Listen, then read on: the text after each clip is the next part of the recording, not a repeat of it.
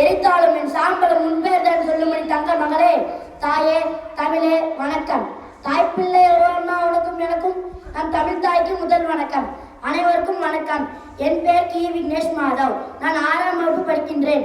இப்போது நான் பேச வந்திருக்கும் தலைப்பு விடுதலை போராட்டத்தில் தமிழர்களின் பங்களிப்பு.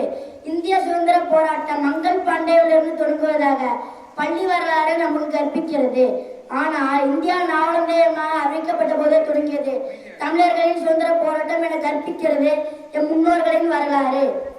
முதல் சுதந்திர போராட்ட வீரன் என என் வரலாறு எனக்கு கற்பித்த மாவீரன் அழகுமுத்துக்கோன் தொடங்கி நேதாஜியின் தேசிய இராணுவத்தில் பங்கேற்ற தமிழர்கள் வரை இந்திய சுதந்திர போராட்டத்தில் தமிழர்களின் பங்கு அளப்பரியது.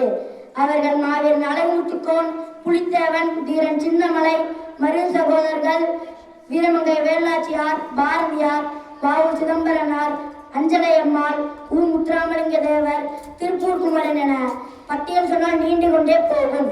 நேரம் கருதி சில தலைவர்களின் போராட்ட நீக்கம் பற்றி காண்போம். 1857 பெருங்கழகம் தொடங்குவதற்கு சுமார் 100 ஆண்டுகளுக்கு முன்பே கட்டாளங்குளத்தை ஆண்ட அழகுமுத்துக்கோன் ஆங்கிலேய தளபதி கான் சாஹிப்பை எதிர்த்து செய்த போரே முதல் விடுதலை போராகும். நடுக்காட்டூர் என்ற இடத்தில் தனது வலது காலில் குண்டுபட்டும் கூட சுமார் 3 மணி நேரம் போரிட்டு இறுதியாக தனது 6 தளபதிகள் மற்றும் 240 வீரர்களுடன் பிடிபட்டார்.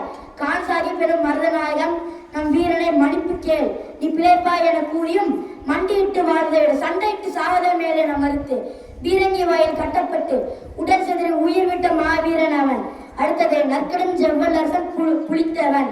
இவர் 1715 பிறந்தார். 1751 ஆண்டில்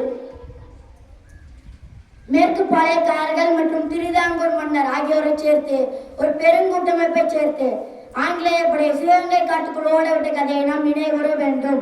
பின் பிரித்தாளும் சூழ்ச்சியை கையாண்டு 1769 பாளையக்காரர்கள் கூட்டமைப்பை உடைத்து புலித்தேவனை வலிமை குன்றச் செய்து தோற்கடிக்கப்பட்டார். ஆங்கிலேய ஏகாதிபத்தியத்தை எதிர்த்து போரிட்டு வென்ற முதல் இந்திய பெண்ணரசு வீரமங்கை வேலாட்சியார். 1730 ஆண்டில் ராமநாதபுரத்தில் பிறந்த வேலாட்சியார் 1746 சிவகங்கை சீமை முத்துவடுகனாரை மணந்தார். பின் ஆங்கிலேயர்களுக்கு எதிரான ஒரு போரில் தம் கணவர் கொல்லப்பட்டு விட்டார். ஆயினும் கலங்காத ஐதர் அலி மற்றும் குயிலி உதவியுடன் மரு சகோதரர்கள் தலைமையில் ஒரு படையை தயார் செய்து மீண்டும் தம் மன்னருமே மீட்டார் என்பது வரலாறு. அடுத்ததும் மற்றும் முக்கியமானதுமான மருது சகோதரர்கள் முன்பே வேலாட்சியருக்கு உதவுவது பற்றி பார்த்தோம். வீரமங்கை விண்ணுலகம் சென்ற பின் 1801 அவர்கள் கொண்டு வந்த ஜம்புத்தீவு பிரகடனம் வரலாற்று சிறப்புமிக்க ஒரு போர் நகர்வாக இன்று வரை கருதப்படுகிறது. நன்றி.